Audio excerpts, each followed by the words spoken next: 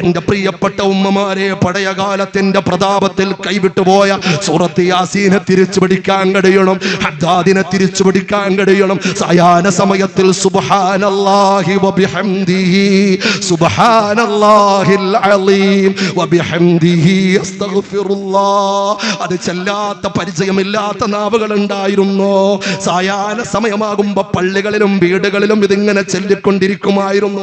അഅ്ലമുസ്സലാത്ത് അറിയാത്ത ഉമ്മമാരുണ്ടായിരുന്നു, നാരിയത്ത് സ്വലാത്ത് ചെല്ലാത്ത ഉമ്മമാരുണ്ടായിരുന്നു, സ്വലാത്ത് തിബ്ബ് പരിചയമില്ലാത്ത ഉമ്മമാരുണ്ടായിരുന്നു.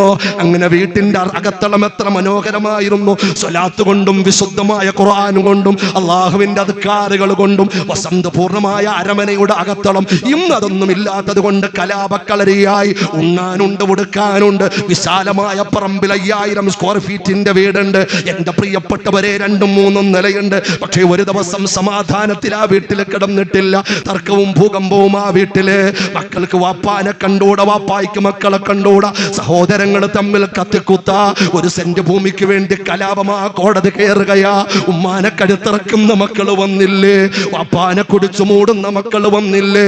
ഭാര്യയ്ക്ക് വിഷം കൊടുക്കുന്ന ഭർത്താവിന് വിഷം കൊടുക്കുന്ന കുടുംബനാഥനും കുടുംബിനികളും വന്നില്ലേ? പ്രിയപ്പെട്ടവരെ, പഴയ കാലത്ത് സംവിധാനങ്ങൾ കുറവായിരുന്നു, പക്ഷേ ഒത്തൊരുമിച്ച് സന്തോഷത്തോടെ പോയിരുന്നു.